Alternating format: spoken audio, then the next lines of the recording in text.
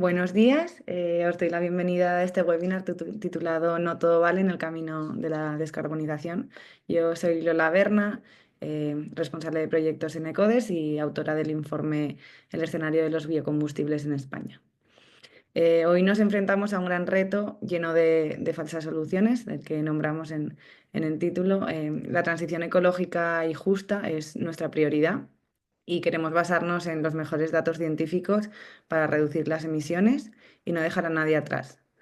A la vez, los esfuerzos y recursos son limitados, hay una urgencia muy clara y es poco eficiente enfocarse en medias soluciones que siguen ligando nuestra economía a los combustibles fósiles. En este webinar nos acompaña un elenco de honor para repasar las soluciones que tenemos actualmente y las que no pueden ser parte del futuro que queremos. Científicos, expertos en derecho, ingenieros y miembros de la sociedad civil para contarnos. Esperamos que os resulte interesante. Si tenéis alguna pregunta podéis ir haciéndola en el chat y al final tendremos un rato para contestarlas. Recibimos en primer lugar a Mario Rodríguez, director de Políticas Públicas en ECODES, y a la doctora Marga Ale Rivas, investigadora en Biología Marina de la Universidad de Cádiz. Comenzaremos con Mario. Adelante, Mario. Muchas gracias, Lola. Buenos días a todas y todos. Reitero el agradecimiento a todos los participantes en este webinar y a los ponentes. Y a mí me gustaría hacer una pequeña introducción de contexto, ¿no? Sin duda alguna, el principio de neutralidad tecnológica está en pleno debate desde que entramos de lleno en la transición hacia un modelo descarbonizado, un modelo económico, especialmente el modelo energético. Pero es cierto que no es ni es un término nuevo, ni es algo que no haya estado en el debate desde hace más de 25 años, ¿no? Es verdad que estamos en plena transición, como decía, en un contexto que conviene no olvidarlo, en un planeta con límites biofísicos finitos y recursos limitados, tanto naturales como energéticos, y donde la búsqueda de soluciones para la mitigación y la adaptación al cambio climático, pues tienen que ser extremadamente respetuosos con el medio ambiente, con el territorio y con las personas que lo habitan, en concreto con la biodiversidad. Y es en este marco donde habría que ubicar todo el debate sobre la neutralidad tecnológica. El concepto de neutralidad tecnológica ya se acuñó de forma totalmente pensada para que fuera ambiguo, ¿no? y aludía a la libertad de los individuos, de las organizaciones, de las instituciones, de las empresas para elegir la tecnología más adecuada en función de las necesidades y requisitos para el desarrollo de una actividad determinada. Esto se estableció en una directiva en el año 2009 y a partir de ahí pues, ha surgido todo un debate. Por lo tanto, es un término que, como el concepto de sostenibilidad, pues permite múltiples interpretaciones según los intereses y según las necesidades de cada actor que lo utiliza. En cualquier caso, sin poner en duda que es fundamental incentivar la investigación, la innovación, el desarrollo de ciertas tecnologías, sin caer en el tecnooptimismo tampoco, priorizando obviamente aquellas que son más eficientes y eficaces y ambientalmente más aceptables en función de a dónde o qué pretenden sustituir. Lo cierto es que la transición no puede permitirse escenarios calificados de neutrales o de neutralidad tecnológica, si me permitís la expresión coloquial de café para todas y todos, ¿no? los actores, y que de alguna forma podrían generar activos económicos, financieros varados, por ejemplo, en un contexto de recursos financieros finitos, a lo que se unirá también el que estamos en un planeta con límites biofísicos finitos y, por lo tanto, cuando se hace un proceso de transición como este que estamos viviendo, requiere priorizar, planificar y decidir.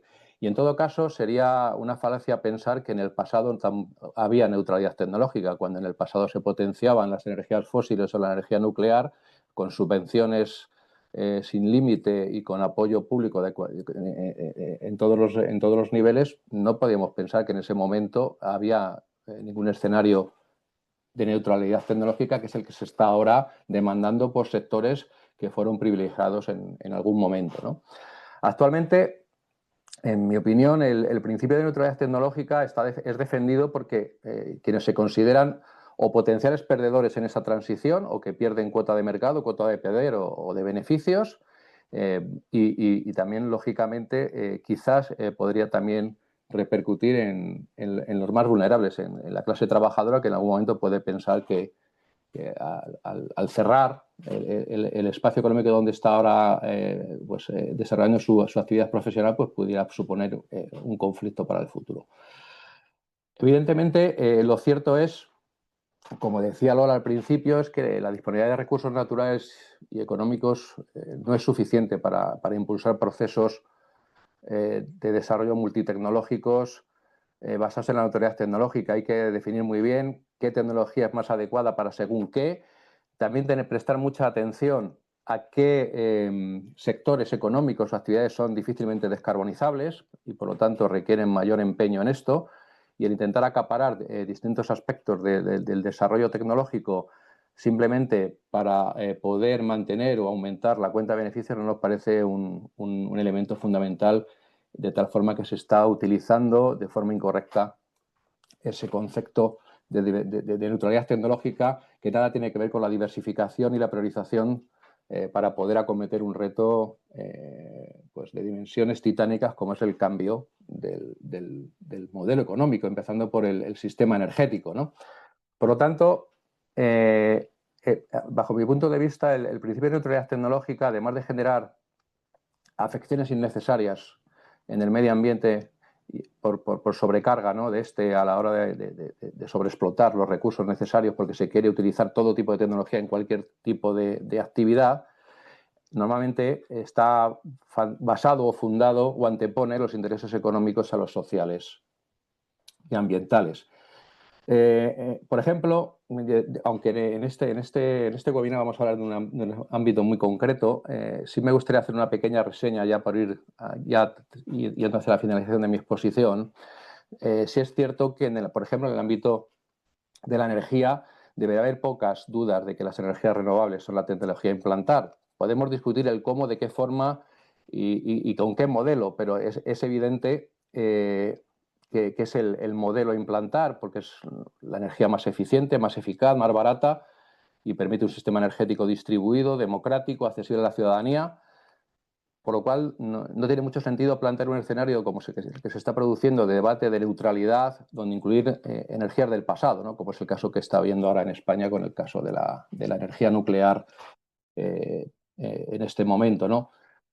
En el sector del transporte, bueno, ya se va a hablar mucho posiblemente a lo largo del webinar, toda la dinámica que hay de debate con los biocombustibles, el hidrógeno, según qué modelo de transporte, cuando en determinados sectores está claramente definido que lo más eficaz es la electrificación, y cuando hay sectores como el marítimo o el aéreo difícilmente descarbonizables, que requieren de cantidades ingentes de combustibles alternativos que, por su difícil electrificación de momento, que deberían de traer la atención hacia estos sectores y no perder el tiempo en ocurrencias frente a otros medios de locomoción. Por poner un ejemplo, pues también podríamos hablar, por no centrarnos en la energía o el transporte, que quizás son los dos vectores más relevantes en el debate actualmente.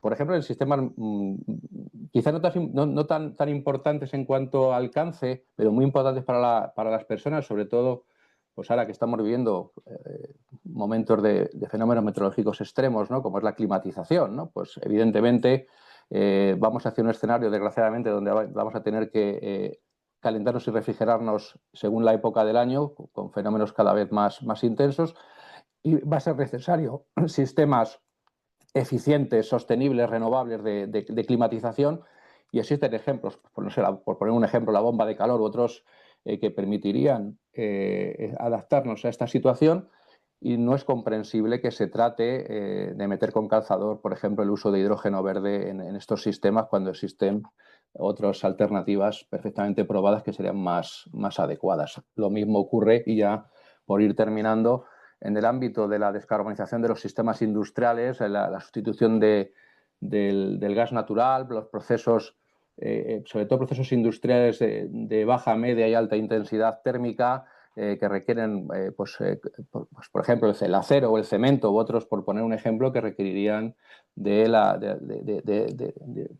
sistemas de combustibles que van a requerir mucha intensidad y que no deberían de traerse para otros sectores. Por lo tanto, ya por terminar, la aplicación del principio de neutralidad tecnológica, a mi juicio, es preocupante, porque puede ralentizar, incluso poner en riesgo muchos de los procesos de transición que estamos viviendo. Insisto, estoy hablando en un contexto de transición ecológica y justa, porque los procesos de descarbonización pueden no ser necesariamente ecológicos y justos si se hacen mal.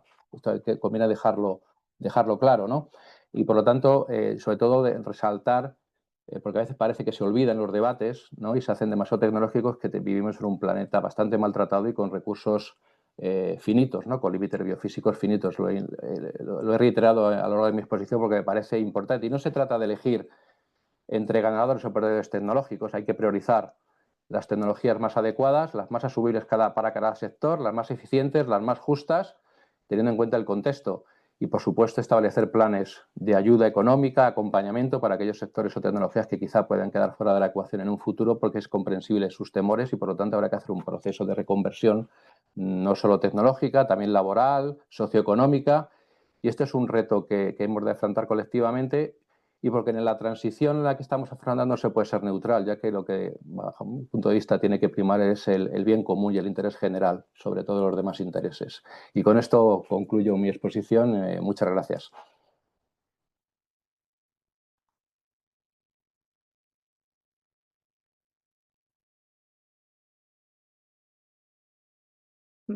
Gracias, Mario.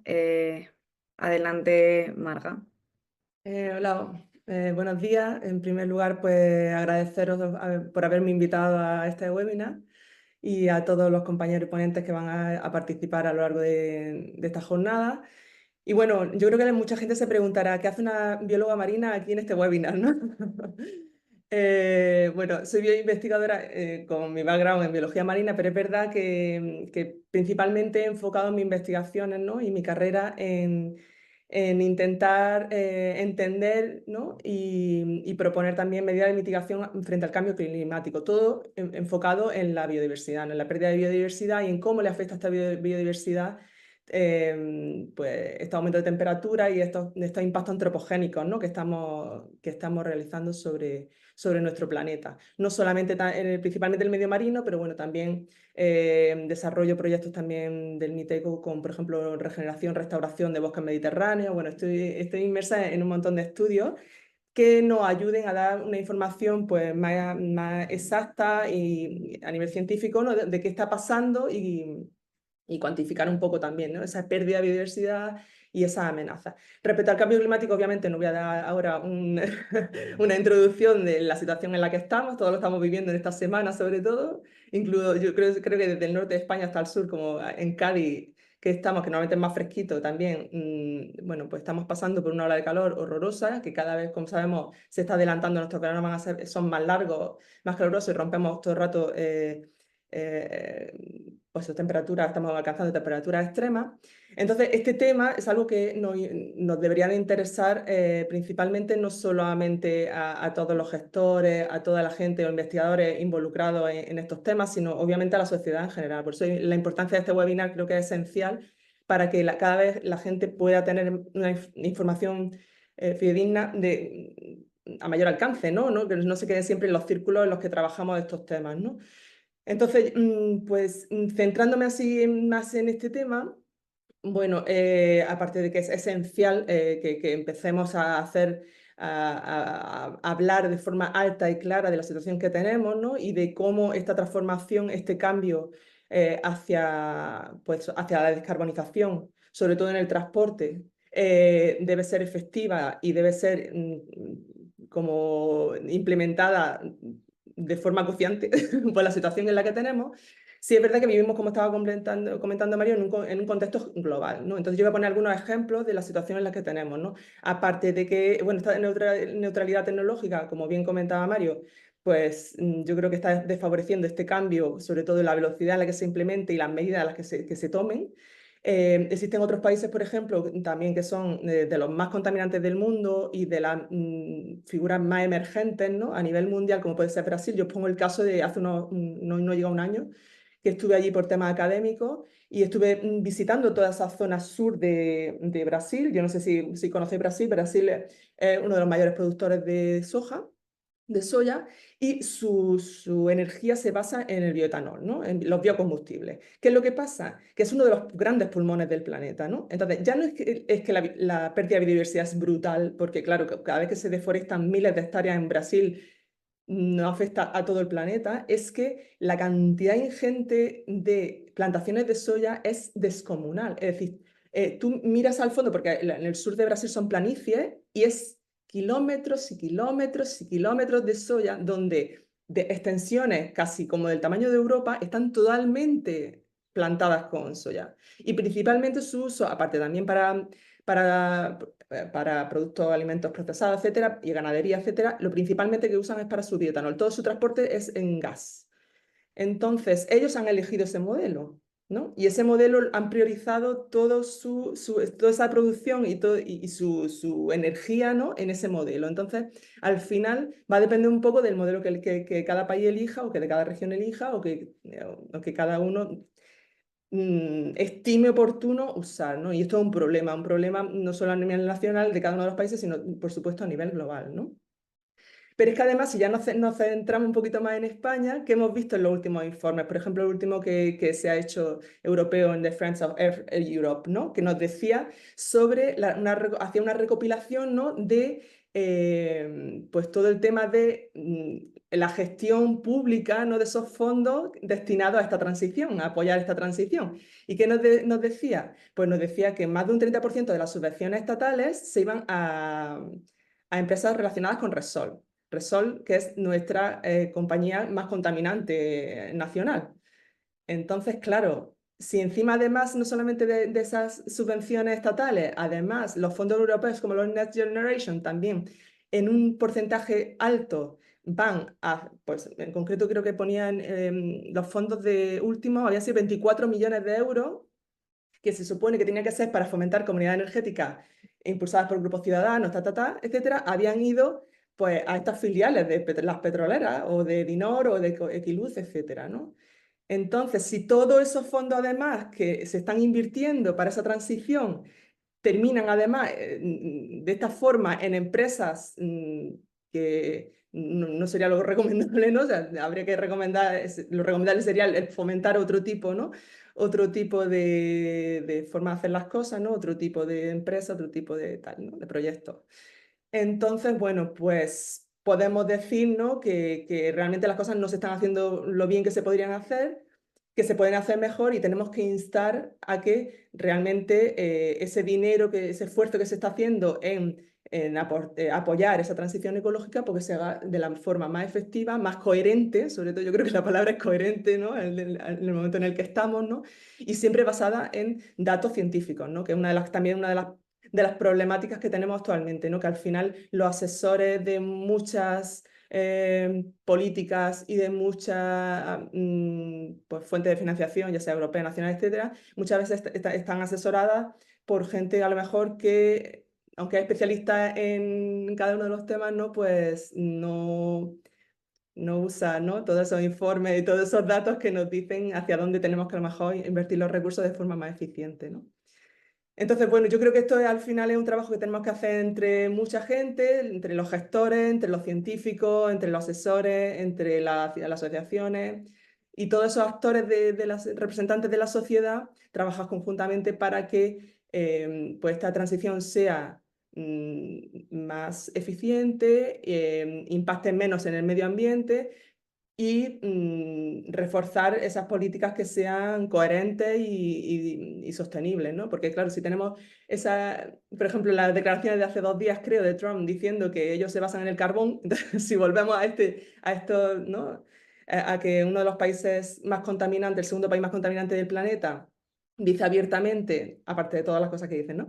Pero en este tema, ¿no? Específicamente de que ellos son super fans del carbón, obviamente del petróleo también, ¿no? Pero pues estamos en momentos difíciles a nivel global y entonces, bueno, yo creo que España tiene que ser y Europa debería de ser encabezar ese cambio de forma responsable y coherente y siempre, pues, de forma honesta, yo creo. Y nada, pues muchas gracias por la invitación y por haberme dejado participar. Qué bien, Marga, muchísimas gracias. Porque eso, tu descripción era interesante, bióloga marina, ¿no? Pero es verdad que todo tu trabajo alrededor del cambio climático y de cómo estamos, del cambio climático antropogénico y cómo estamos afectando a los humanos a todo este proceso, pues es muy relevante. Y sobre todo tu experiencia en Brasil, cuando el año pasado nos contaste que venías justo y que te había llamado mucho la atención y que veías esa urgencia. Em, Así que gracias mil. Em, como, como hemos dicho, pasamos a la mesa redonda, a no ser que tengáis alguna pregunta concreta. Vemos el comentario de Eduardo, em, que en lo que al final nos basamos es que los objetivos bueno, las soluciones que propongamos tengan grandes reducciones de emisiones, ¿no? Y que busquemos las medidas más eficientes donde los recursos puedan ser más efectivos. Em, sin más, yo creo que podemos pasar a la mesa redonda. Os animo a seguir comentando en el chat y a que luego tengamos una conversación muy interesante juntas.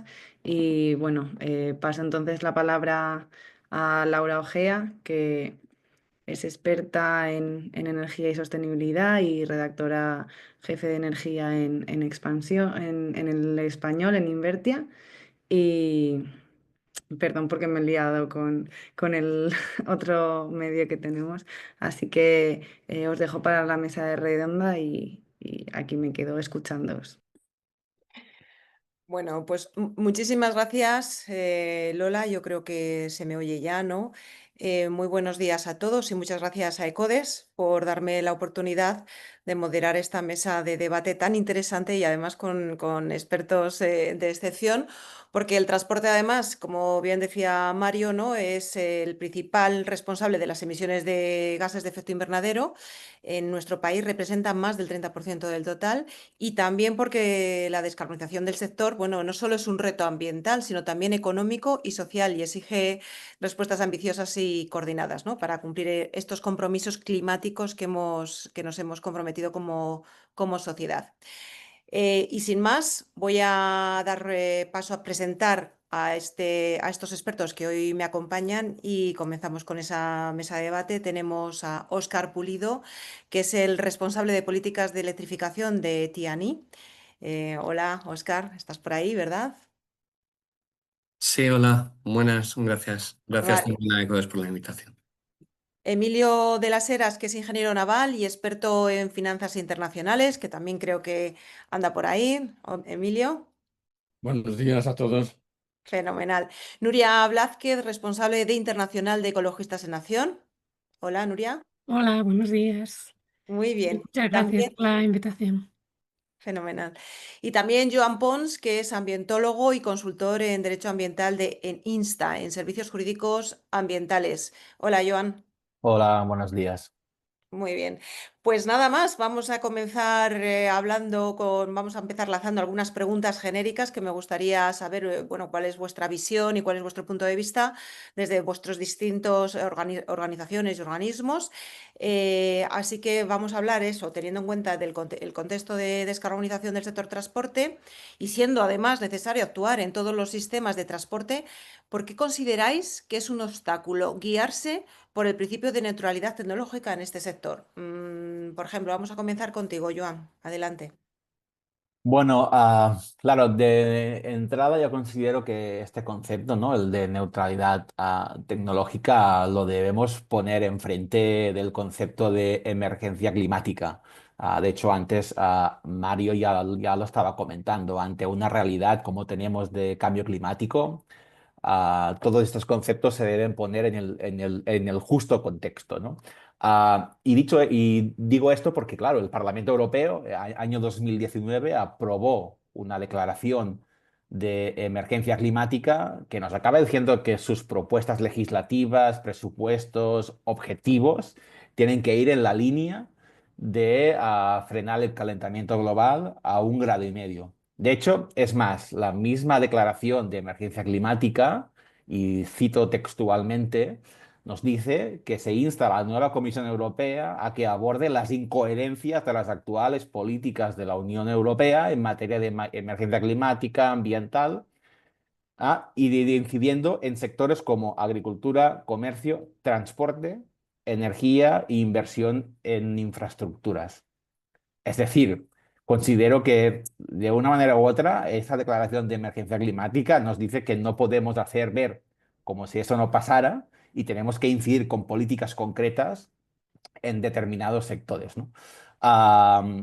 Por lo tanto, guiarse por un principio de neutralidad tecnológica ante esta situación es arriesgado porque nos pone en una situación, insisto, y me repito, de riesgo en relación a la misma declaración de emergencia climática. Y claro, podíamos encontrar muchísimos ejemplos, ¿no? Es decir, un biocombustible que emite CO2 a la atmósfera con un periodo de permanencia de 100 años, ¿es descarbonización? Al menos a corto plazo, está claro que no. Pero un biocombustible que integre tecnología de captura de carbono in situ es viable. Pues ¿por qué no? Pero claro, esto es viable seguramente en grandes buques, en aviación, pues cada tecnología en su contexto. O otros ejemplos, ¿no? Almacenamiento energético con baterías de litio. Es imposible que logre un almacenamiento para todas las necesidades del mundo, porque con todo el litio no solo explotado, sino que potencialmente se podría explotar, apenas llegaríamos a un 1% del que realmente nos hace falta. Por lo tanto, si aplicamos el principio de neutralidad tecnológica ante esta realidad, nos podían decir, no, no, vamos explotando el litio porque podemos hacer lo que entre comillas queramos, pero nos encontraremos al final con un límite planetario, ¿no? Y bueno, hasta aquí mi primera intervención. Vamos a ver, a ampliar esa visión. No sé, por ejemplo, Óscar, ¿cómo lo ves tú desde Tiani? Hola, buenas. Pues mira, primero lo que querría decir es hablar sobre el Clean Industrial Deal de la Unión Europea. Este tiene como objetivo promover la industria competitiva, sostenible, y aquí me gustaría hacer hincapié porque siempre dicen descarbonizada, pero aquí de verdad yo me fijaría más en que sea no contaminante y limpia, porque no solamente estamos diciendo digamos, del CO2. Hay otras partículas, sabemos muy bien que en las ciudades tenemos también los NOx y otras cosas que salen de los tubos de escape en el transporte. De ahí que prefiero hablar de tecnologías no contaminantes. Ahora bien, por qué esto no está, digamos, en línea con la neutralidad tecnológica? Básicamente porque la gente quiere meter dentro de este concepto de neutralidad tecnológica soluciones que de por sí ya no cumplen con estos objetivos. Como he dicho, por ejemplo, los biocombustibles, que antes se ha hablado bastante, estamos diciendo incluso de otro tipo de combustibles que provocan justamente estas partículas. Hay que recordar que todo tipo de combustión tiene otros contaminantes. De ahí que esto es, diría que el primer punto en contra de la neutralidad tecnológica. Y el otro que habría que tener en cuenta es cuál es nuestro objetivo. Yo creo que como país deberíamos apostar por una autonomía estratégica energética. A día de hoy estamos dependiendo de países petroleros, digámoslo, llamémoslo así, llamémoslo por su nombre. Entonces, nos estamos dando cuenta igualmente en los últimos años, tenemos la guerra de Ucrania, tenemos la situación continua en el Oriente Medio, cómo nos afecta esa dependencia. Uno de los objetivos debería ser desconectarnos totalmente de los combustibles fósiles, de los cuales no disponemos en nuestro país, si bien la energía eléctrica sí que la podemos fabricar. Nos da no solamente el tema medioambiental, ecológico, nos da también una estabilidad económica y nos da una estabilidad estratégica muy superior a apostar por tecnologías probadas. Y ahí estamos viendo que cuando hablan de neutralidad tecnológica, están incluso incluyendo motores eficientes de combustión, cosa que es totalmente contradictoria con lo que estoy ahora mismo comentando.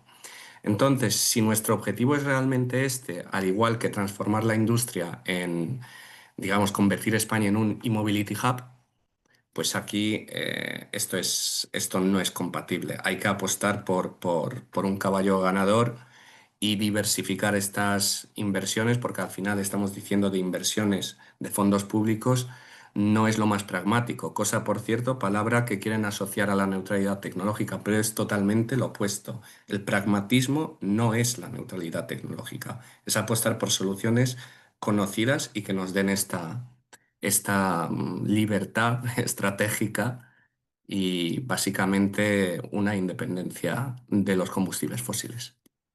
Gracias, Óscar. Nuria Blázquez, de Ecologistas en Acción, ¿cómo lo veis vosotros desde vuestra organización? Bueno, se ha dicho mucho, entonces hay muchas cosas que vemos desde nuestra organización que ya se han dicho. Nosotras representamos a la sociedad civil y no tenemos ningún interés en ninguna industria. Desde luego, lo que sí que tenemos interés es en que el cambio climático se aborde desde una perspectiva de la justicia climática, ¿no? Entonces, cuando hablamos de la neutralidad tecnológica, quizá es como decía la persona que ha puesto ahí un comentario, Eduardo, ¿no? Como que se tiene en cuenta, ¿no? Con esa neutralidad tecnológica, porque lo que necesitamos es que se solucione el problema. Y lo que estamos viendo es que todas estas alternativas que nos dan, como los biocombustibles, ¿no? No están solucionando ningún problema. Por un lado, el de la descarbonización, porque siguen emitiendo, incluso en el caso de los combustibles de soja y de palma, más que los combustibles fósiles incluso. Y además están provocando otros problemas, como ha comentado Marga, ¿no? El de la deforestación en el caso de la soja, que es igualmente importante en el caso de la palma. Y además están conduciendo al acaparamiento de tierras, desplazamientos forzosos, que queremos que se tienen que tener también en cuenta todas estas consecuencias que tienen para la sociedad, en este caso sociedades que están alejadas de nosotros y que no vemos, pero que somos responsables de lo que les pasa, ¿no? Y bueno, en definitiva, yo creo que se ha hablado ya bastante.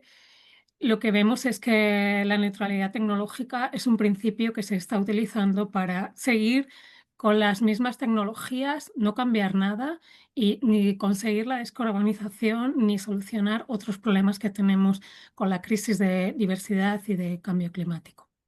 Y muchas gracias. Gracias, Nuria. Yo no sé, Emilio de las Heras, si se puede apuntar algo más con todo lo que se ha dicho, pero por supuesto es tu momento.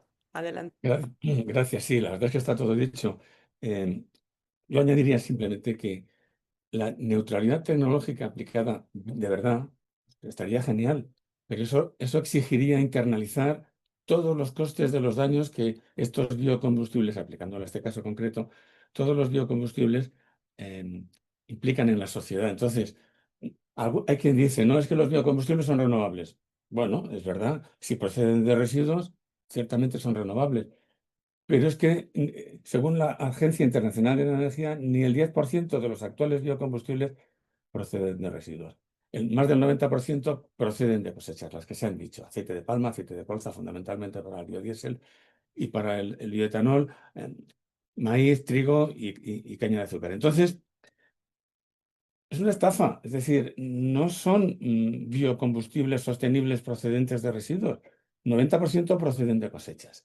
Y eso implica todo lo que ha dicho Nuria, lo que ha dicho Marga y otros, deforestación, en fin, un montón de cosas que no se internalizan en el coste, porque si se internalizase el daño que causa la mortalidad por partículas y por NOx y la deforestación, si se internalizase todo eso en el precio, no solo no serían el doble o el triple de lo que cuestan los destilados, sería una barbaridad. Entonces, por resumir, porque claro, todo de alguna manera nos tenemos que repetir. Neutralidad tecnológica, si se hiciera bien, estaría bien, pero no se hace bien, se hace parcialmente, se limitan a hacer unas pocas cosas o unos cálculos seguramente sesgados sobre la huella de carbono. Y entonces no tienen en cuenta los cambios de uso de suelo, ni tienen en cuenta los daños a la salud y a la mortalidad que provocan las partículas y los NOx. ¿Quiere decir que hay que proscribir y prohibir estos biocombustibles? De ninguna manera. De ninguna manera la bioenergía y particularmente los biocombustibles líquidos y sólidos van a ser totalmente imprescindibles para descarbonizar sectores difíciles de descarbonizar, como puede ser el acero, el aluminio, el cemento, transporte marítimo y transporte aéreo. ¿Va a haber residuos para todos esos? Ni para la mitad, ni para un tercio.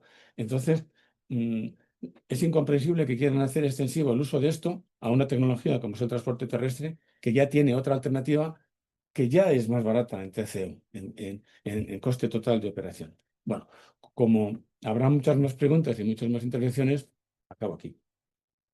Gracias, Emilio, porque ahora tenemos que poner el nombre y apellido, ¿no? Hay voces que señalan que la neutralidad tecnológica es una oportunidad de diversificación de opciones tecnológicas e inversiones públicas y privadas que harían un sistema más estable, pero otras voces apuntan a que es un espacio de negocio para que ciertas empresas que puedan considerarse que pierden, ¿no?, en esta transición, pues se sigan manteniendo y ampliando su cuenta de resultados. Y vamos a, ya que estás ahí, Emilio, vamos a continuar contigo porque, claro, llega el momento de poner ese, como digo, ese nombre y ese apellido. ¿Cuál es tu visión sobre estas voces que hablan sobre la opción última?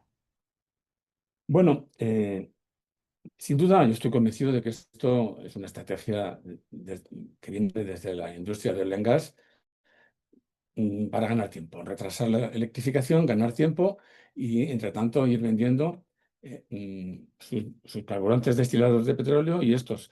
Porque en los consumidores, particularmente en las flotas de camiones, lo que quieren es continuidad en el negocio. O sea, una empresa que tenga 10, 20, 30, no digamos el que tenga uno, es que lo que quiere es llenar el depósito. Y si el camión es nuevo o tiene 5 años, quiere seguir llenando el depósito. Cuando le hablan de cambiar a un camión eléctrico a otra alternativa, son más caros, no hay dónde cargar. Entonces, el cambio al futuro produce pánico. Entonces, apoyándose en todo ese pánico al futuro que tienen transportistas y particulares y empresas con unos y con, pues, apoyándose en esa legítima esperanza o reivindicación de gente que lo que no tiene es ni tanto dinero ni para invertir en renovar una flota que por ahora les funciona, pues apuesto por los biocombustibles que son sostenibles, que son limpios. Bueno, no hace falta que apuesten por los biocombustibles sostenibles y limpios, primero porque ni son sostenibles ni son limpios. Pueden seguir echando en gasóleo o gas natural comprimido en sus tanques hasta 2050, pero todo lo que sea retrasar esa electrificación, les da un balón de oxígeno pues para hasta que llegue el siguiente Donald Trump, o bien a la Unión Europea, o bien a España, o bien donde sea, pare todo, es ganar tiempo. Es decir, la estrategia es mm, retrasemos la electrificación. No, además nadie dice, esto es como el racismo, ¿no? Si nadie dice yo no soy racista, pero nadie dice yo soy racista, todo el mundo dice yo no soy racista. Entonces otros dicen, no, no, si la electrificación está muy bien, pero ella sola no va a poder. Como ella sola no va a poder, vamos a ayudarla con biocombustibles. No, es una estrategia basada en retrasar la electrificación, que ya es más barata en términos de coste total de operación o coste total de propiedad, pero que tiene todavía, particularmente en el transporte pesado, unos fallos que hay que resolver y que necesitaremos 1 o 2 décadas para resolver, pero que si en vez de ser 1 o 2 décadas son 3 o 4 décadas, pues seguiremos siendo multimillonarios y, y cobrando bonos de 4 millones al año. Bueno, vamos a intentar responder a las preguntas un poquito ajustándonos a 1 o 2 minutos para que nos dé tiempo, porque tenemos un montón de cuestiones que abordar. Yo no sé si tanto Nuria, Joan como Oscar quieren hacer alguna puntualización bueno, pues a esa posición que tienen las empresas que quieren continuar manteniendo su posición dominante. Por ejemplo, Oscar. A ver, poco más que añadir a lo que ha dicho Emilio. Básicamente, simplemente no podemos retrasar o no podemos frenar lo que es la electrificación porque sabemos que es a día de hoy el caballo ganador. No hay que paralizar nada lo que sea investigación, el I+D, todo bien, pero es que ahora solamente hay una tecnología y la más viable es la electrificación. Ahora mismo estas empresas, y si tenemos que, como decir fondos públicos e inversiones, etcétera, pues a ver, no podemos, si sabemos cuál es el caballo ganador, Mm, no vamos a ir a a una carrera de caballos y comprar cupones de para todos los caballos, incluso para el que está cojo. Aquí hay que apostar por el que sabemos que es el ganador. Entonces, lo hemos visto en otros países. A ver, China, por ejemplo, ya ha apostado por la electrificación. China ya está aplanando la curva en lo que es, por ejemplo, las importaciones de combustibles fósiles. Ellos ya no van a ir para arriba, ellos ya van a ir para abajo. Fijémonos en Noruega, en China. Si algo funciona, ¿por qué no copiarlo? ¿Por qué retrasar esta decisión? Creo que solamente añadiría esto porque Emilio lo ha explicado perfectamente antes, todos los demás puntos. Ujú. Nuria, a lo mejor tienes alguna pincelada más. Bueno, cuando estabas hablando de dar nombres y apellidos, siempre cuando pensamos en una empresa y hay que dar nombres, ¿no? Se nos viene a todos una a la mente, que ya la ha nombrado Marga, pero la nombraremos otra vez, ¿no? Y es Repsol, que quizás sea la estrella en intentar fomentar el uso de estos biocombustibles que llena las estaciones de servicio y todas las, bueno, las radios y las televisiones de publicidad para que la gente siga comprando, utilizando los combustibles, además engañándolos y diciéndoles que es una alternativa.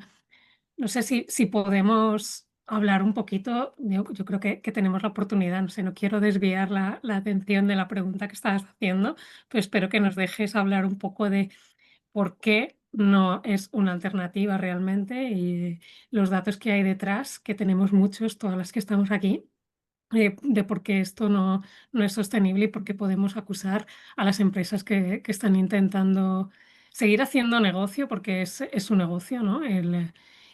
Y además engañando a la población diciendo que están fomentando la descarbonización cuando es todo lo contrario. Muy bien. Vamos a ver si llegamos a tiempo para abordar esa cuestión. Gracias, Nuria. Joana, ¿alguna cosa más? Bueno, simplemente comentar, ¿no? Que para escuchar estas voces e incluso entenderlas, ¿no? Pienso que nos deberíamos basar en resultados, ¿no? Es decir, hacer un análisis completo del ciclo de vida de aquella tecnología y valorar si en cada realidad territorial y ambiental esto tiene sentido o no tiene sentido.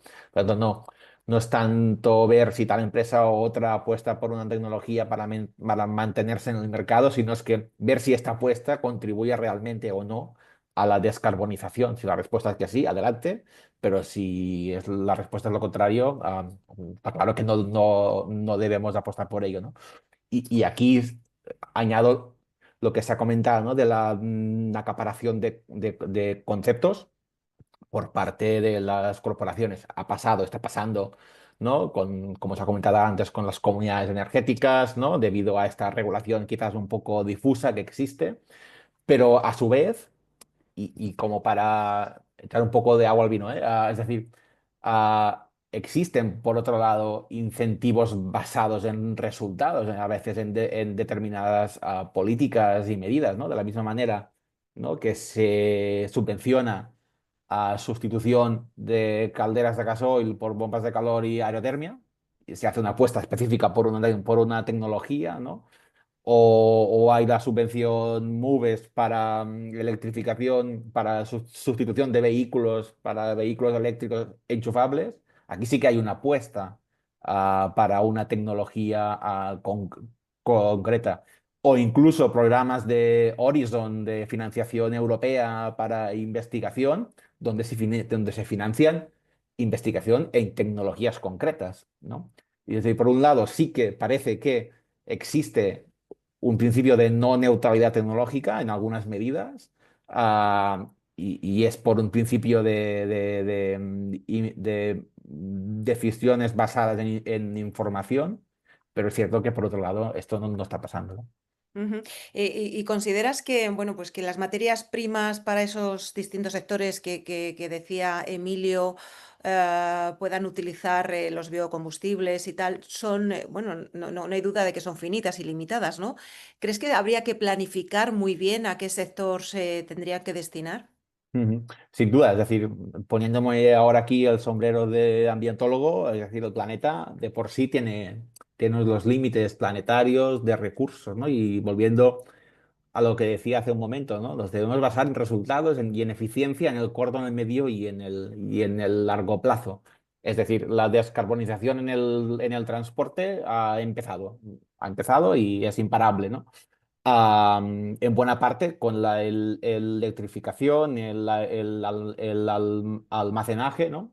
Por tanto, está claro que la tendencia es una y debemos seguir en esta y debemos investigar más, ¿no? Y de hecho en España hay centros de investigación que se está dedicando justamente a ver cómo hacer más sostenible esta electrificación, ¿no? Que ya de por sí lo es, pero vamos a ver cómo la podemos incluso a mejorar, porque, como decía antes, ¿no? No hay litio para todas las baterías que desearíamos, pero sí que existen tecnologías y de hecho, antes se comentaba China, ¿no? Y China ya está desarrollando tecnológicamente y comercialmente opciones a baterías alternativas al litio muy interesantes, ¿no?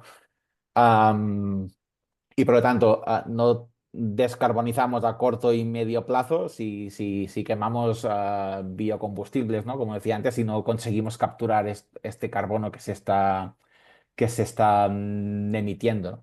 Por tanto, es cuestión de analizar recursos disponibles y tecnologías que estén acorde con esta disponibilidad limitada de recursos y con la situación climática actual.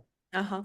Óscar, rápidamente, ¿a qué sectores habría que destinar esas o priorizar, ¿no? para esas materias primas?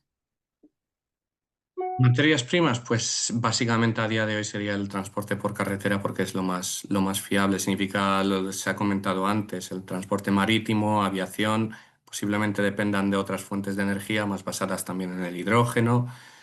Pero a día de hoy el transporte por carretera, además de suponer posiblemente el mayor porcentaje de emisiones en cuanto a dentro del propio transporte, es el más viable. Entonces, aquí es una planificación y lo estamos viendo. Me refiero, estamos viendo los vehículos eléctricos, están funcionando, ya han llegado a la tecnología necesaria, ya está ahí. Entonces, si hay que destinar a día de hoy algo, sería el transporte por carretera.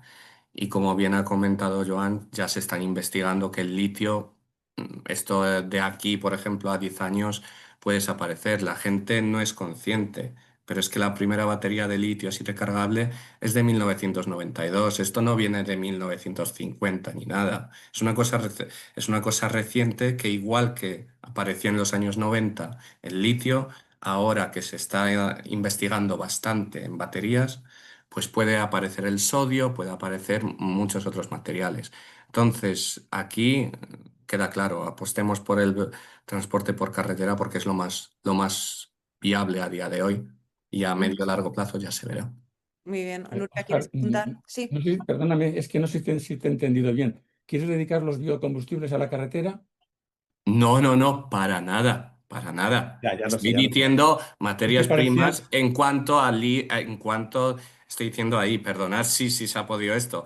Biocombustibles no los dedicaría a la carretera porque lo veo, vamos, en general. Ni siquiera realmente los dedicaría a otros medios de transporte si hay otras alternativas mejores, que podrían ser, por ejemplo, los e-fuels, etcétera, que vienen más bien del hidrógeno, no de cosas que provienen de plantaciones. Ahí que quede claro que en cuanto a materias primas me refería más bien a minerales.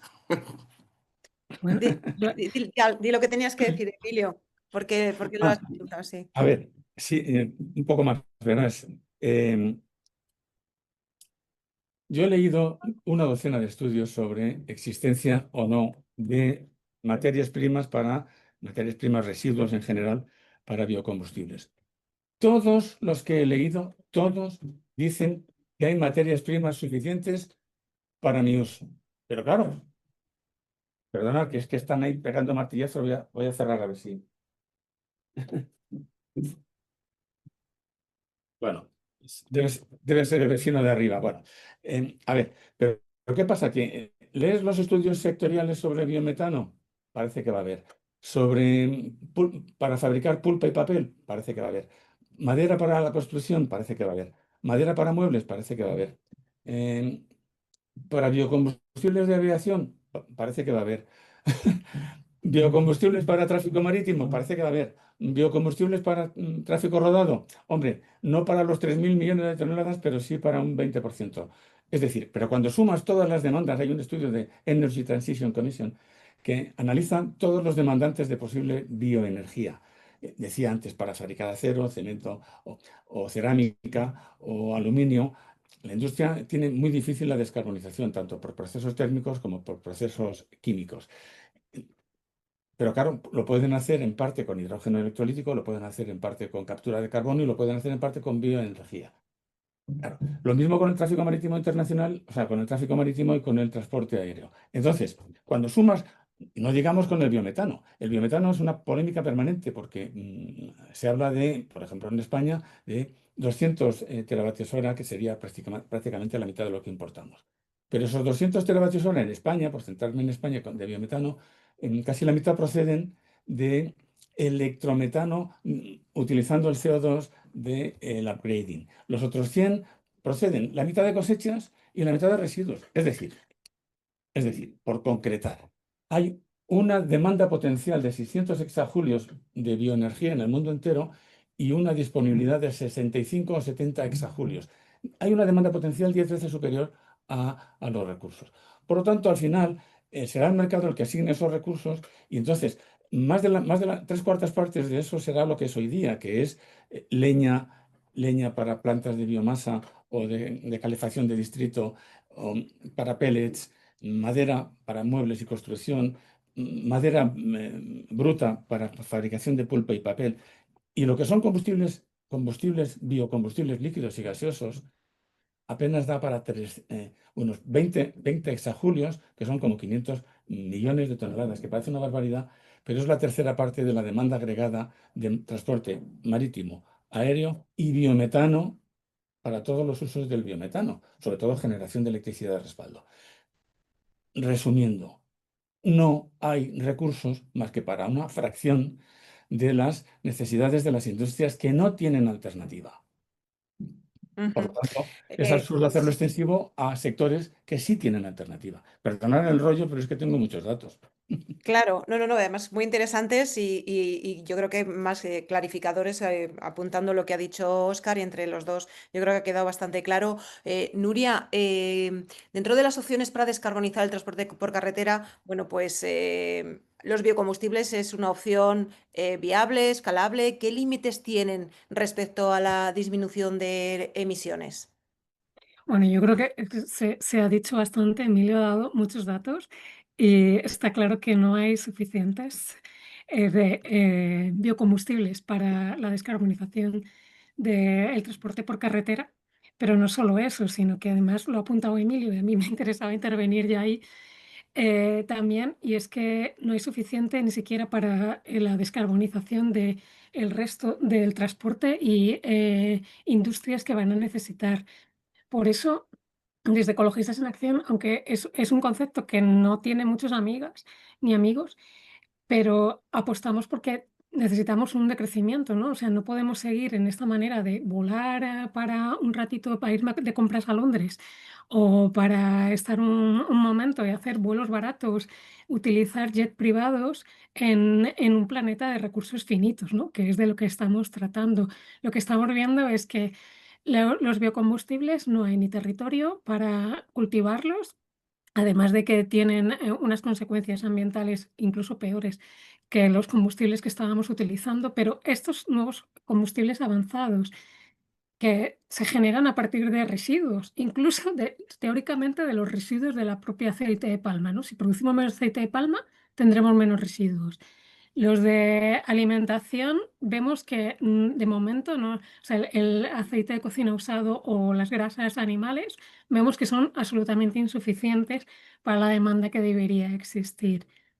O sea, no tenemos, los datos no nos dan el hidrógeno, tampoco vamos a poder fabricar hidrógeno, sintetizar hidrógeno como si no hubiera mañana, ¿no? Porque eso necesita mucha energía, necesita muchas placas solares que necesitamos para la electricidad de esos vehículos, de lo que sea, ¿no?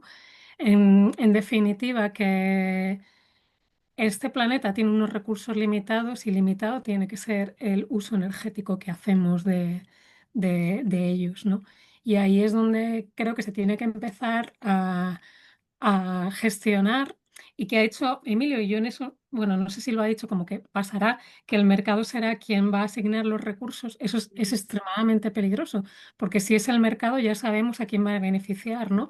Y tendríamos que apostar porque haya unas políticas públicas que sean las que asignen los recursos limitados que tenemos, y que además estas políticas públicas sean a nivel global, ¿no? Se está hablando en Sevilla ahora de cómo se financia el desarrollo, y tiene que ir por ahí. Si lo dejamos en las manos del mercado, pues eso, habrá recursos ilimitados para Elon Musk y los criptobros.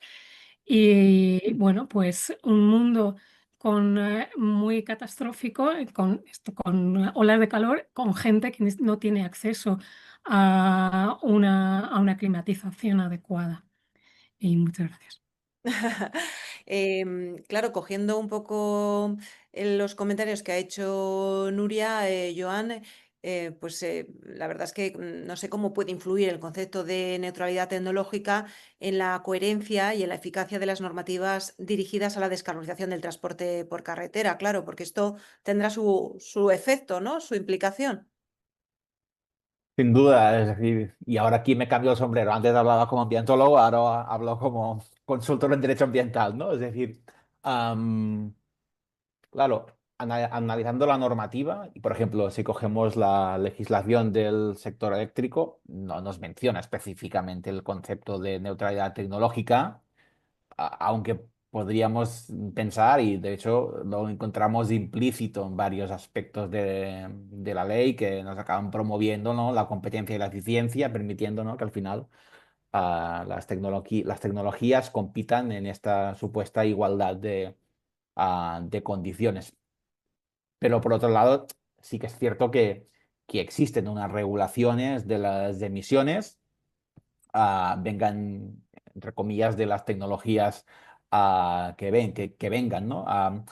La cuestión, aún así, resulta difícil, ¿no? Ver cómo cumplir, ¿no? de determinados objetivos de descarbonización, y como también comentaba Oscar antes, ¿no? De reducir la contaminación en general del sector del transporte, en particular en las ciudades.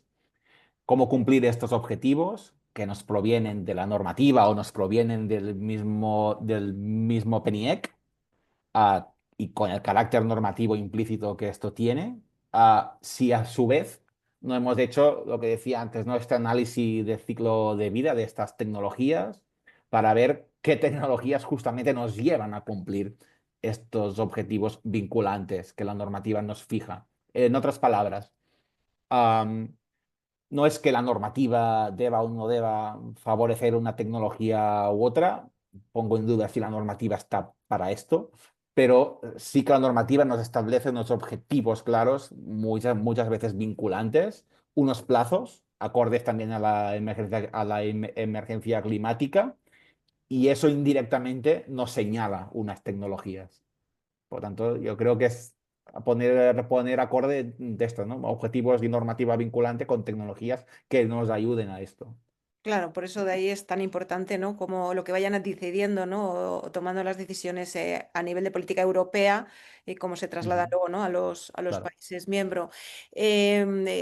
Óscar, estabas hablando antes, pues eso, de utilizar los vehículos eléctricos o las baterías de litio para el transporte por carretera, pero, por ejemplo, ¿tiene sentido optar por trenes de hidrógeno o vehículos ligeros propulsados por biocombustible o por hidrógeno también?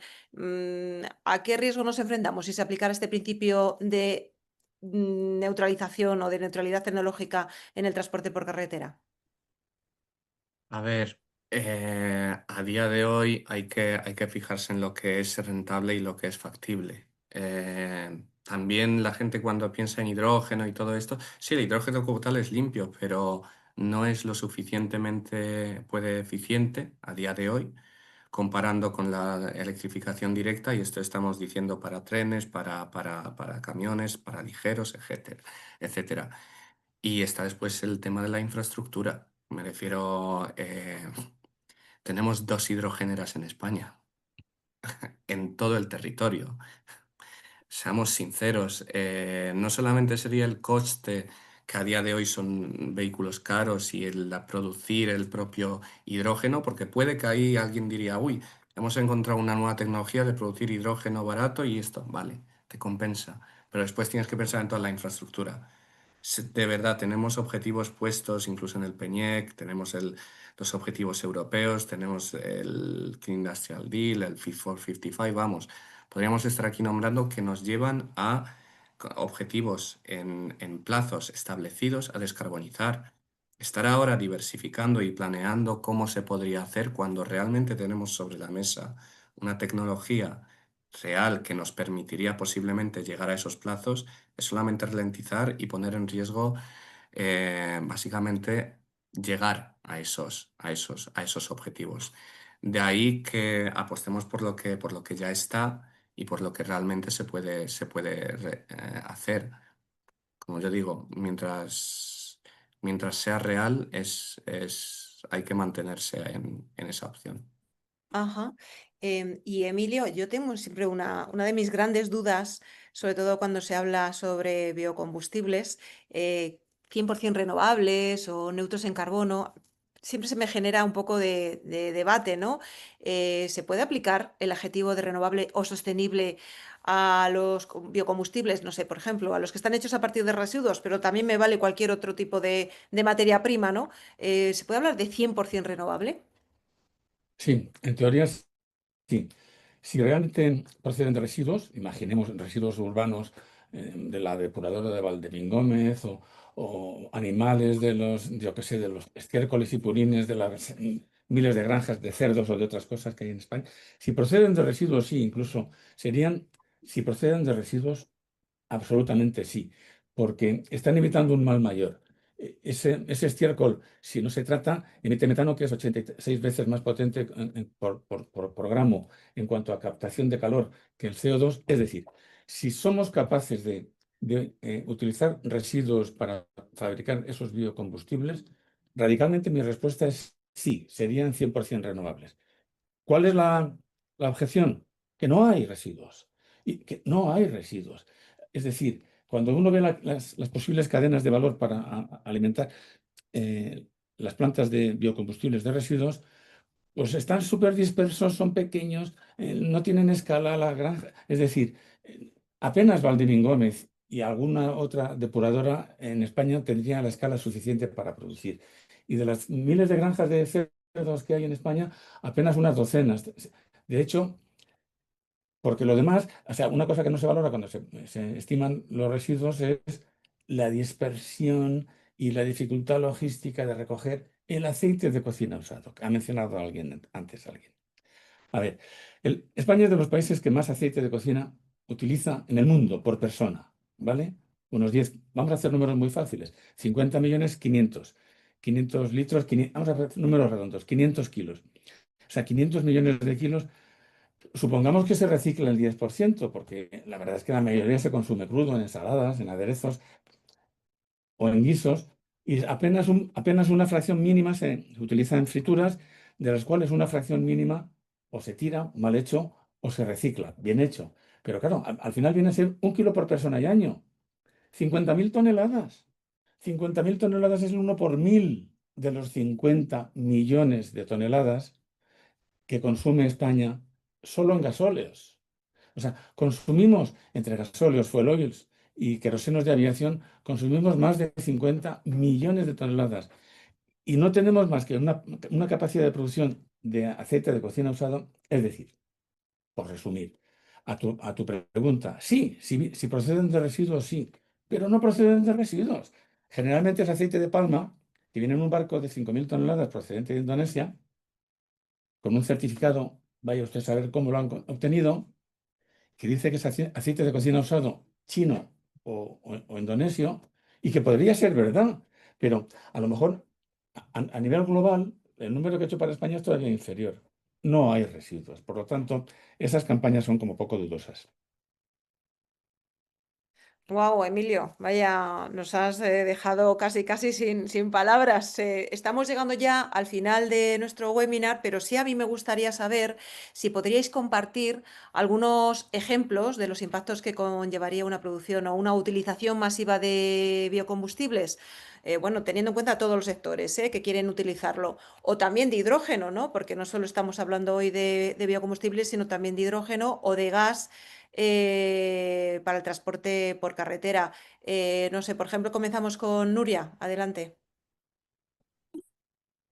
Bueno, yo primero pues, también me quedo otra vez con ganas de interaccionar a lo que estabais Pues diciendo, ¿no? interacciona. Entonces, pero bueno, lo voy a relacionar con Venga. esta pregunta también, porque es que estamos hablando como de opciones tecnológicas como si nos lo fuera a resolver todo. Y cuando estabas hablando de los trenes de hidrógeno, yo pensaba que le pregunten a las personas que han estado, no, a la mujer esta que le han tenido que ingresar porque ha tenido que pasar una noche con Sí, ese dificultad sería otro en, melón que habría que abrir. en el AVE, que es Totalmente. una cosa que llevamos ya como muchos años, que tendría que estar probada y sin embargo últimamente tenemos problemas. Entonces, ¿cómo introducimos estas novedades sin que tengan un impacto? O sea, ha dicho, creo que era Óscar, que necesitábamos tecnologías conocidas, no solo conocidas, sino muy probadas, ¿no? Para que nos funcionen y no confiar en que el biometano nos va a solucionar los problemas de los residuos, porque como ha hecho Emilio, no lo hay, y es que además dices que es que el metano, para solucionarlo, los residuos de los cerdos, que el metano quien más lo produce es las vacas, ¿no? O sea, como que los cerdos no son rumiantes, ¿no? No sé, que yo soy bióloga, como el resto de aquí, casi todos sus ingenieros, ¿no? Pues yo qué sé, pero creo que no hace falta estudiar biología para saber que los cerdos, que el metano viene de las vacas, sobre todo, ¿no? Y toda esta serie de cosas, ¿no? que nos hacen que, igual que la neutralidad tecnológica, el otro problema que tenemos es el tecnooptimismo y el de lo vamos a resolver todo. Pero bueno, ya que me has dado la oportunidad y no hemos hablado antes, yo creo que hemos estado hablando desde el principio del impacto de los biocombustibles y quizá no hayamos dado muchos datos. Hemos hablado de que todavía la mayor parte de los biocombustibles que se están utilizando en España proceden de los cultivos y todavía incluso de la palma, a pesar de que en el 2015 no una organización como TNI, que es muy respetable, pero que a lo mejor hay quien pueda decir que pueda ser tendenciosa, sino Globion, que era un estudio encargado por la Comisión Europea, ya demostró que el impacto que tenían este aceite, si uníamos las emisiones procedentes del cambio de uso de la tierra más las directas, era el triple que el diésel, ¿no? Y el de la soja es casi el doble. Y ahora mismo la soja todavía se sigue permitiendo, y lo que podemos lograr es, si se sigue utilizando la soja, ¿qué vamos a conseguir? Lo que estaba comentando Marga al principio, más deforestación de las zonas donde se cultiva soja, que fundamentalmente es Sudamérica, ¿no? Brasil y partes de la Amazonía que van más allá de Brasil. Esto es lo que podemos conseguir. Y cuando intentamos utilizar residuos, puesto que no los hay, ¿qué es lo que está sucediendo? Que hay mucho fraude. Lo hemos visto ya en numerosas ocasiones, que como estaba diciendo yo antes, comentaba así muy rápidamente, un residuo que hay en los molinos de La Palma, que es el que lo llaman POME. Obviamente, si la tendencia debería ser que haya menos uso de aceite de palma, debería haber menos, ¿no? Sin embargo, se hacen proyecciones como si el POME este fuera infinito. Obviamente lo que está pasando, y sí que hay investigaciones, es que se une aceite de palma puro y muchas veces, bueno, la mayoría de las veces sin certificaciones, porque es muy difícil seguir produciendo aceite de palma sin que haya deforestación de por medio, ¿no? Cuando la deforestación de la palma, además, eso que lo he comentado ya, que supone unos impactos ecológicos y climáticos enormes. Esto sería un poco el resumen, ¿no? Que no hay suficientes biocombustibles. Los biocombustibles más avanzados necesitarían una gran cantidad de energía, y como vemos es que la energía tampoco es tan sencilla de producir y necesita recursos del tipo que sea. Yo vuelvo a repetir que es necesario pensar en cómo utilizamos menos energía, cómo necesitamos menos transporte y cómo vivimos con menos, pero mejor. Claro, eso me recuerda un poco a esa imagen del Amazonas, ¿no? De la devastación con las plantaciones de soja, ¿no? Que comentabas. Em, por ejemplo, en el caso de Joan, no sé si nos podrías compartir algún ejemplo, ¿no? De estos impactos, como ya ha adelantado Nuria. Sí, estaba pensando, por ejemplo, y para ser breve, con el hidrógeno, que se habla mucho del hidrógeno y poco de sus impactos. Debemos tener en cuenta que el potencial de calentamiento global del hidrógeno liberado es 10 veces mayor que el del CO2. Y teniendo en cuenta que el hidrógeno es el elemento más ligero de la tabla periódica, ojo, con la extensión del hidrógeno y del transporte del hidrógeno como un combustible con distancias muy, muy grandes de transporte, porque las fugas más que probables de este gas debido a su ligereza, digamos, son un riesgo muy alto y por lo tanto a lo mejor estaremos solucionando un problema por un lado, pero empeorándolo por el otro, ¿no? En este sentido, toma cierta lógica el concepto este de valle del hidrógeno, en el sentido de focalizar la generación de hidrógeno y su consumo en territorios muy concretos, muy delimitados. Y cuando escucho hablar de transporte a gran escala o entre países de hidrógeno, es que se me ponen las manos en la cabeza. Te digo, cuidadín, cuidadín, porque aquí tenemos la experiencia de lo que está pasando con las fugas de metano, con el transporte del gas, y que el metano pues tiene su potencial de calentamiento 80 veces mayor que el CO2. Pero bueno, no olvidemos que el hidrógeno también tiene un potencial muy alto. Ya Ujú. no hablo, evidentemente, del consumo energético y de agua vinculado a la generación de hidrógeno, ¿eh? Ujú. Gracias, Joan. Yo creo que Óscar has apuntado antes algunos de esos impactos. No sé si puedes ampliar un poco más. Sí, claro, a ver, me voy a centrar un poco también en el hidrógeno en este caso, porque una adopción masiva donde realmente no es necesario, como podría ser el transporte ligero, transporte urbano, como algunos proponen de tener todo con hidrógeno, la gente tampoco se da cuenta y esto de la necesidad energética que eso conllevaría, porque al final ese hidrógeno hay que producirlo.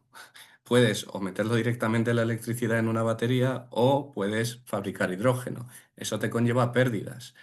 Yo siempre lo pongo como un ejemplo que si te quieres hacer una tarta de chocolate, no calientes el horno con tartas de chocolate. Métela directamente la electricidad en la batería donde puedas. El hidrógeno debe estar realmente focalizado en, como ha dicho Joan, aparte de que debería ser la producción y el consumo localizado, pero debería estar, su objetivo deberían ser donde no se pueda electrificar a través de otros medios, como una batería.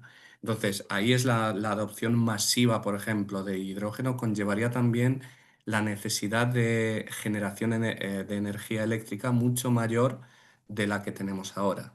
Entonces, si queremos mantener todo de una manera, razonable, ahí solamente habría que redirigir el hidrógeno donde realmente es necesario. No Ujú. en todo. Emilio, con la cantidad de datos que tienes, yo creo que algunos seguro se nos ha escapado que nos puedas contar o compartir ejemplos, ¿no? De esos impactos. Yo creo que lo fundamental si nos centramos en biocombustibles y en hidrógeno o electrocombustibles, em, los impactos son los que ha dicho Nuria. Más deforestación, porque ninguno de los estudios que he analizado se basa solo en residuos, sino en todo, prácticamente más de la mitad son cosechas. Cosechas de árboles, o sea, plantaciones forestales o cultivos intermedios. Son siempre eufemismos, ¿vale? Como la propia palabra de sostenibilidad o renovable. Entonces, porque claro, al final y, van a limpiar los montes para los montes de Orense o de Lugo. No, no, no lo van a poder hacer porque son inaccesibles. O sea, es verdad que hay una tremenda masa forestal ahí que habría que sacar y utilizar como fuera, pero cuando lo sacan lo queman in situ, no, no, no digo en la calle, lo queman en plantas de biomasa o de calor o de electricidad, pero in situ, porque el transportar eso a otro sitio para hacer un proceso de pirólisis y obtener no es rentable. Entonces, un uso masivo un uso masivo en el mundo, siempre, claro, alguien puede decir, no, pero en España no, porque lo importamos de China. No. Un uso masivo importante de los biocombustibles o electrocombustibles para transporte terrestre implicaría una deforestación feroz allí donde se produce y donde es más barato, que es en Indonesia, en Malasia, en el Amazonas, en Argentina, tanto para la producción, sobre todo, de aceite de palma y soja, que son los dos más rentables, también aceite de colza, donde allí se planta, y luego en otros lugares, trigo, maíz y caña de azúcar. Un último comentario sobre el hidrógeno que, coincidiendo con Joan y con Oscar. El hidrógeno viaja mal, es muy ligero y viaja mal. Entonces, el hidrógeno tampoco creo que haya que utilizarlo para producir electrocombustibles per se, sino con aquella electricidad renovable sedentaria que la va a haber en horas de mucho sol, de mucho viento y bajo consumo, pues aparte de almacenarla en lo que se pueda, bombeo, baterías, en fin, en todas las tecnologías de almacenamiento, pues al final o incluso potabilización, en fin. Pues al final seguirá sobrando, entonces utilizar hidrógeno para fabricar amoníaco como materia prima para los fertilizantes o como materia prima para los combustibles basados en electricidad renovable excedentaria. Esto es una quinta derivada muy complicada. A tu pregunta, el resumen es deforestación. Sí, la verdad es que ha quedado bastante evidente. Llegamos ya al final de nuestro tiempo, pero sí que me gustaría, no sé, si Mario, Marga o Lola queréis, en fin, hacer alguna valoración sobre pues toda esta charla que hemos mantenido respecto a las distintas visiones, ¿no? que tienen tanto Emilio, Oscar, Nuria como Joan. Bueno, sí, bueno, gracias Laura por darme paso. Un comentario muy breve porque, bueno, la verdad es que ha sido un placer, ¿no? Escucharles, ¿no? Y sobre todo un poco, pues volver un poco a lo que yo introducí al principio, es que efectivamente cuando tú tratas de sustituir un sistema insostenible por otro con otras fuentes, pero también insostenible, pues se da lo que acaban de decir, ¿no? Es decir, claro, evidentemente hay problemas de deforestación, puede haber problemas de contaminación, etcétera, ¿no? Entonces, es un sistema que requiere otro tipo de enfoque. Evidentemente hay recursos que se pueden utilizar, ya sean de residuos u otros, pero de una forma muy localizada. Exige otro modelo de distribución del modelo productivo que no tiene que ver con este, ¿no? Porque muchas veces tendremos que ubicar los sistemas productivos donde se produce en la cercanía de donde se produce el recurso energético y tratar de transportar menos. Claro, intentar cambiar ese concepto es complicado porque efectivamente las grandes compañías, sobre todo, su alcance holístico es global, es global. Entonces, ellos a la hora de suministrar materias primas les da igual traerlo de Albacete que de Indonesia. O sea, les es indiferente, ¿no? Entonces, este es el problema que tenemos, ¿no? Entonces, cuando se hacen estos planteamientos, y ya acabo, sobre todo últimamente que han surgido de informes de prestigiosas consultoras donde dicen que hay materia prima de sobra para los biocombustibles del mundo mundial, etcétera, y para la aviación y demás, ¿no? Pues uno se sonroja, ¿no? Porque, claro, son unos estudios totalmente fuera de contexto y de conocimiento de la realidad del territorio y que obedecen, pues, unos intereses espúreos, ¿no? De una compañía concreta que necesita justificar una cosa cuando realmente lo que está ocurriendo, como decía Emilio, el caso más concreto, y ya que tanto lo mencionaba Nuria, pues no sé, el caso de la planta de Repsol en Murcia, ¿no? Pues le llega la materia prima de Indonesia. Esto está ya denunciado por los grupos ecologistas desde hace mucho tiempo, ¿no? Centenares de miles de toneladas lo llaman eufemísticamente efluentes de aceite de palma. Bueno, a ver quién es el guapo que es capaz de determinar en el tanque del barco si esos son efluentes de aceite de palma o qué demonios es y qué ha producido, ¿no? Por lo tanto, realmente el reto que tenemos es, o sea, yo ya termino, aludo a un dicho que no es mío, que es de Einstein, es que no podemos cambiar las cosas haciendo lo mismo. Y lo que se está pretendiendo es cambiar las cosas haciendo lo mismo y con los mismos patrones de modelo energético, ¿no? O modelo en general, ¿no? Económico. Y este es el problema que tenemos, que es lo que decía Nuria. El planeta no es capaz de soportar una presión tan grande porque además son combustibles que están surgiendo con mucha menor intensidad energética que los combustibles fósiles por razones obvias, ¿no? Entonces, estamos intentando sustituir un combustible con mucha intensidad energética, véase carbón, véase petróleo, véase gas, o en menor medida el gas, ¿no? Por otros combustibles alternativos que tienen menor intensidad energética, que necesitan más territorio, que son a veces, como decía Emilio, complicados de transportar, como el caso del hidrógeno. Entonces, claro, yo creo que lo que conviene es no parar, pero sí sentarse a reflexionar si estamos haciendo un pan con unas tortas, ¿no? Que decía mi abuela, ¿no? Entonces, esta es mi reflexión, ¿no? Yo creo que tenemos que descarbonizar si queremos sobrevivir como especie, vamos a ser claros, pero hay que hacerlo con sentido común y sobre todo, lo decía antes, centrándonos en el bien común, en el interés general y no en el interés de unos pocos. Esto es lo que tienen que hacer los gobiernos. Yo entiendo que las empresas vayan a por sus intereses lógicos, legítimos, ¿no? Económicos, nadie lo cuestiona, pero quienes nos gobiernan, quienes hacen las leyes, quienes establecen el reparto de los fondos, tienen que velar por el interés general, ¿no? Y esto es lo que últimamente bueno, siempre he visto y tenía una leve esperanza de que fuera a cambiar, pero es lo que pasa siempre, ¿no? Entonces, esta es un poco mi reflexión, ¿no? De la situación. Gracias, Mario. La verdad que buena frase la que has dicho, y yo creo que es verdad que resume un poco cuál es esta situación y el tema que hoy nos ocupa.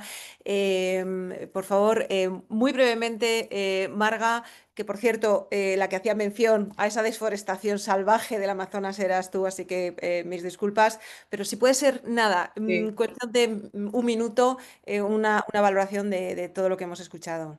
Ha sido súper interesante y la verdad es que cosas muy interesantes y agradezco mucho todas las intervenciones y bueno, eso he puesto simplemente por completar un poquito lo que había estado hablando, ¿no? También estuve en Malasia, también pude ver y en el sudeste asiático la devastación que hay, fue súper doloroso ver las plantaciones de aceite de palma continuas, es decir, el bosque tropical a nivel global, no solamente en Sudamérica, sino también Papúa Nueva Guinea, Indonesia, etcétera, es un desastre ecológico, nuestros pulmones, y en África ya ni hablamos, ¿no? Porque ya África es otro tema. Entonces, simplemente apuntillar, hay que hacer esfuerzo, por supuesto, en todo este cambio y la electrificación, etcétera, etcétera, pero el tema también del transporte, de los barcos, hablamos poco. Yo creo que se habla poco de lo que impactan a nivel global en este cambio, en este calentamiento global, en que hay muy poca industria o tecnología para, a día de hoy, para revertir esta situación. Y yo creo que tenemos que hacer un esfuerzo también mucho más intenso en todo ese transporte mundial que al final,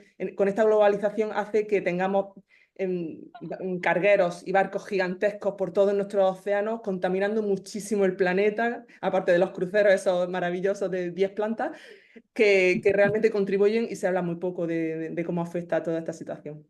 Gracias, Marga. La verdad que hay tantísimas cuestiones que a mí se me ocurren haceros más preguntas, pero bueno, no tenemos mucho más tiempo. Lola, si quieres apuntar alguna cosa rápidamente.